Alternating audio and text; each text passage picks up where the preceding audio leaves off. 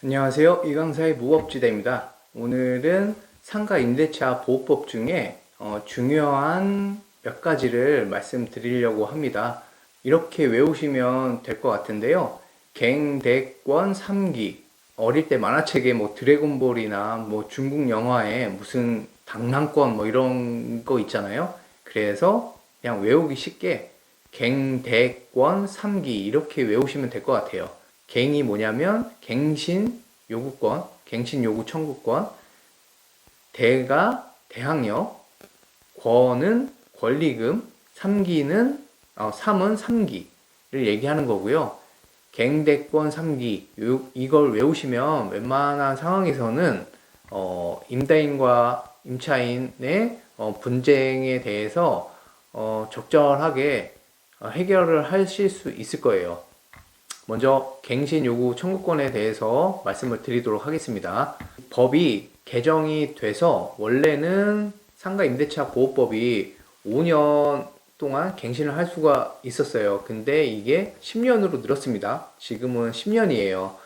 그래서 최초 임대차 기간을 포함한 전체 임대차 기간이 10년을 초과하지 않는 범위 안에서 행사할 수 있다라고 상가건물 임대차 보호법 제10조 2항에 이렇게 기재가 되어 있어요. 나중에 찾아보시면 될 것 같고, 계약갱신 요구권이 이게 임차인들이 뭐 권리금 주고 들어오고 뭐 인테리어하고 했는데 뭐 5년 정도면 회수하기 좀 어렵다고 보여져서 10년으로 늘렸는데, 이거 간혹 오해하시는 분들은 어떻게 오해를 하시냐면 주인이 바뀌면 바뀐 주인부터 다시 10년이라고 생각을 하시는 것 같더라고요.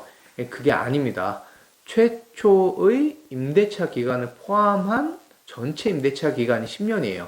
그러니까 내가 그 사업장으로 들어가고 10년은 법의 보호를 받는다, 이렇게 알고 계시면 되고, 그 이상으로도 물론 할 수 있죠. 그거는 이제 임대인과의 협의를 통해서 얼마든지 가능한 부분이니까요. 그렇게 알고 계시고, 만약에 10년이 안 됐는데 나한테 뭐 나가라고 한다, 그러면 대항하실 수 있다는 거예요. 임대차 보호법은 10년을 보장한다, 갱신 요구를 하겠다 라고 하면 뭐 임대인은 월세나 보증금을 올려달라 하겠죠. 이것도 원래 9%였는데 지금 5%로 좀 줄었어요. 그렇기 때문에 그에 맞춰서 월세나 임대료를 상향하고 계속 10년간은 버티실 수 있습니다. 본인이 원한다면 버티실 수가 있고, 주택 임대차랑 뭐 똑같아요. 이것도 뭐 묵시적 갱신도 있고, 그리고 월세 차임을 지급하지 않으면 나중에 갱신 요구권을 행사할 수 없습니다. 그건 동일하고, 차이점은 주택 임대차랑 정말 중요한 차이점은 주택은 2기였어요. 2기 차임액에 달하는 금액을 연체하면 안 되는데 상가는 1기가 더 많아요. 그래서 총 3기의 차임을 지급하지 않으면 안 됩니다. 주택은 2기, 상가는 3기. 이렇게 알고 계시면 되고요. 다음에 갱대권 3기 중에서 갱은 계약갱신 요구권이라고 했죠. 대는 대항력입니다. 대항력은 이것도 마찬가지예요. 이것도 주택 임대차에서는 전입하고 점유, 본인이 거주하고 인도라고도 표현하는데, 계약하고 주민센터 가셔서 보통 확정일자도 받으시고 전입신고도 하시고 하시잖아요. 그리고 내가 점유를 하면 대항력이 발생하죠. 전입과 점유가 대항력의 요건이고, 그 다음에 플러스 확정일자를 받으시면 나중에 혹여 경매가 진행되면 그 순위에 따라서 배당을 받게 되실 겁니다. 상가도 똑같아요. 대항력이 있는데 대항력은 주민센터에서 확정일자를 받는 게 아니고 세무서에서 받으시는 겁니다. 사업자 등록하시고 세무서에서 확정일자 신청도 하셔서 받으시고, 사업자 등록과 점유, 이게 대항력이에요. 그리고 확정일자를 주민센터 아니고 당연히 세무서에서 받으시면 됩니다. 그렇게 해서 상가도 경매가 될 수 있죠. 경매가 되거나 주인이 바뀌거나 할 때 사업자 등록과 점유를 하고 있다고 하면 대항력이 있다고 봅니다. 이 상가 임대차에서 또 중요한 부분이 뭐냐면은 주택은 환산 보증금이라는 개념이 없어요. 주택 임차 보증금이 뭐 5천이면 5천 그대로 1억이면 1억 그대로 그걸 보증금이라고 보고 주택 임대차 보호법도 뭐 그에 따라서 뭐 그냥 다 주택이면 적용되는데 상가는 환산 보증금이라는 게 있어요. 예를 들면 보증금이 1,000만 원이고 월세가 40만 원이다. 그러면 보증금 1,000만 원 플러스 월세 곱하기 100입니다. 월세가 40만 원이니까 곱하기 100을 하면은 4천만 원이죠. 4천만 원에 1,000만 원을 더해야 해요. 그러면 총 5천만 원이죠. 이 5천만 원이 환산 보증금이라는 겁니다. 환산 보증금을 기준으로 이 지역마다 달라요. 서울과 뭐 수도권 과밀 지역, 뭐 과밀 어쨌거냐 뭐 이렇게 나눠놨고 기타 지역 해서 그 바운더리 이하에 있으면 상가 임대차 보호법이 적용이 되고 그걸 벗어나는 금액 더 크다고 하면 상가 임대차 보호법을 적용하지 않습니다. 이래서 예전에 홍대에서 주인 바뀌고 기껏 인테리어하고 권리금도 많이 주고 들어가셨는데 억울하게 쫓겨나시는 분들이 많았어요. 그래서 이 법이 막 바뀌고 해서 지금은 임차인들을 그나마 좀 보호를 많이 잘 해주는데 계속 외우라고 말씀드렸던 갱대권 3기 있죠. 갱대권 3기 갱신요구권 대항력 권리금 3기 차임 지급 3기 이걸 얘기하는 건데 이거는 환산 보증금이 커서 벗어나더라도 상가 임대차 보호법 적용을 받아요. 예전에는 홍대 이런 데 엄청 비싸잖아요. 비싸기 때문에 환산 보증금을 계산하면 넘어간단 말이에요. 월세가 몇백인데 당연히 넘어가죠. 이러면 대항력이 없는 거예요. 주인 바뀌면 나가야 돼요. 얼마나 피해가 컸겠어요.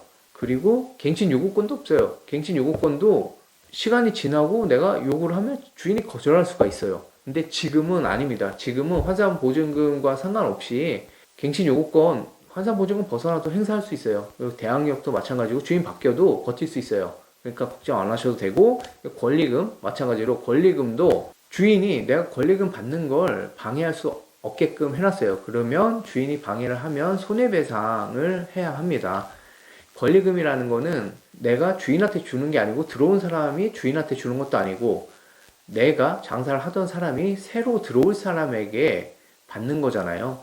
권리금 종류에는 그 위치가 좋아서 바닥 권리금이 있을 수도 있고 내가 뭐 인테리어를 다 해놔서 시설을 갖춰놔서 시설 권리금이 있을 수도 있고 아니면 뭐 내가 장사를 잘해서 영업권에 대한 권리금이 있을 수도 있고 해서 총체적으로 권리금에 대한 계약을 하고 들어오기도 하죠. 근데 이걸 주인이 방해할 수 없다는 말입니다. 예전에는 뭐 방해도 하고 내가 뭐 영업을 하겠다 뭐 이런 경우도 있고 뭐 다양했는데 아무튼 지금은 다툼의 여지가 많이 있고 임차인에게 좀 유리하게끔 되어 있는 것 같아요.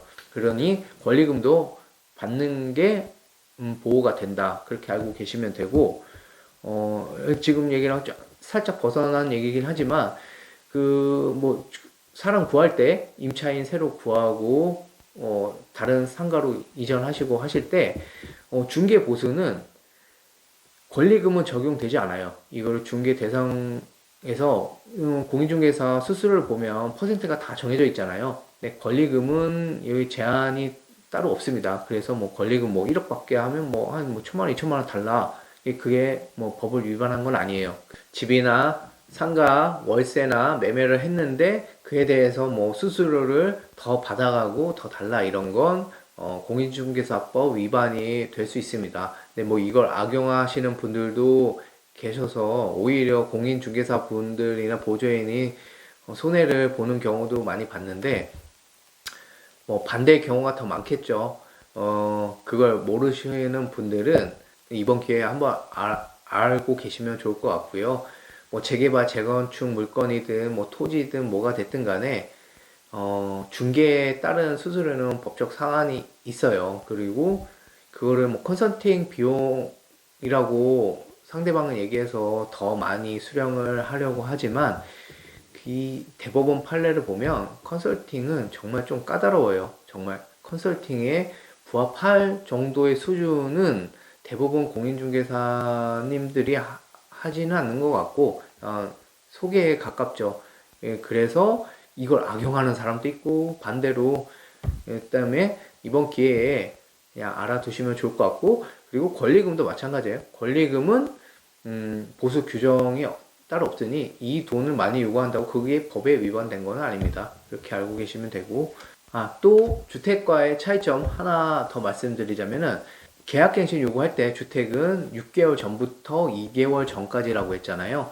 근데 상가는 6개월 전부터 1개월 전까지입니다. 1개월. 주택도 원래 6개월 전부터 1개월 전이었어요. 근데 이거 얼마 전에 개정이 돼서 6개월부터 2개월 전으로 바뀐 거고, 상가는 아직 6개월 전부터 1개월 전까지입니다.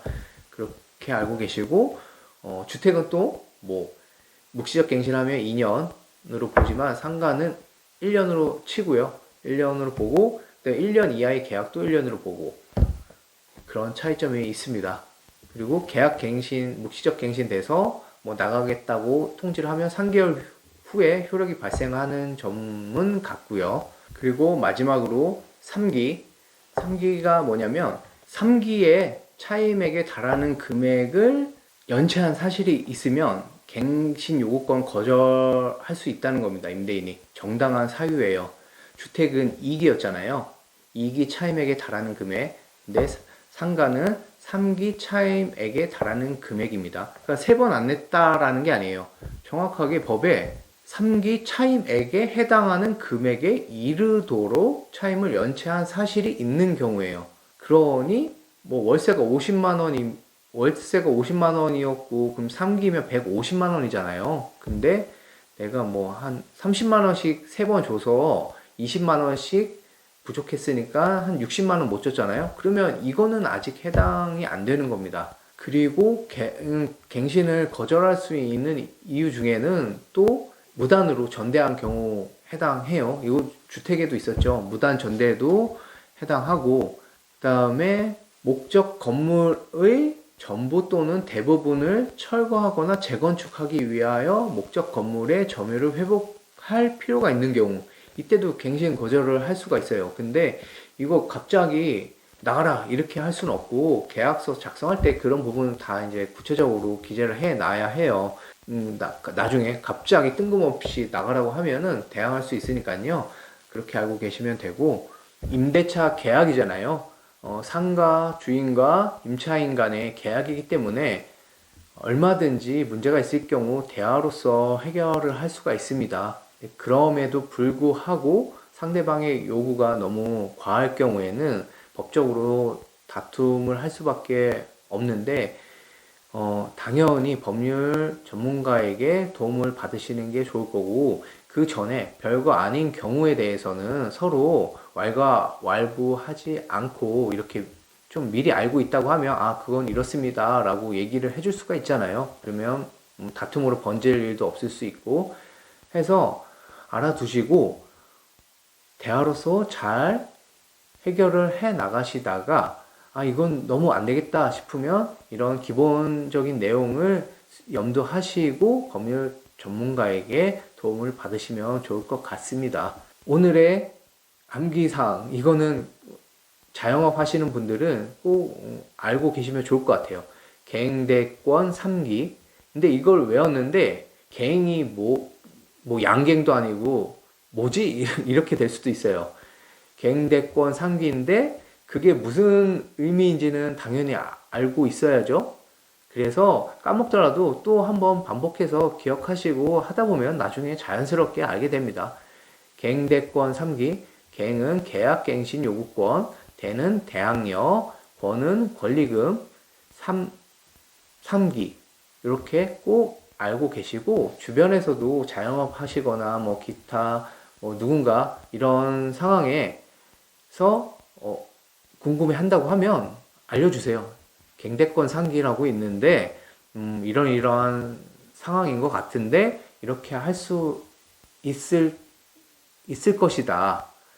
그런데 상대방과 원만하게 해결되지 않으면 조금 더 알아보고, 그럼에도 해결이 되지 않을 경우에는 법률 전문가의 도움을 받아라, 이렇게 얘기를 해주시면 좋을 것 같아요. 그러면 뭐 우리 모두 다 그걸 알고 있다고 하면 나도 알고 상대방도 알아요. 그럼 당연히 다툼이 줄어들겠죠. 쓸데없는 일로는. 그러니 다들 갱대권 상계는 꼭 알아두시기 바랍니다. 그럼 다음 시간에 뵙겠습니다.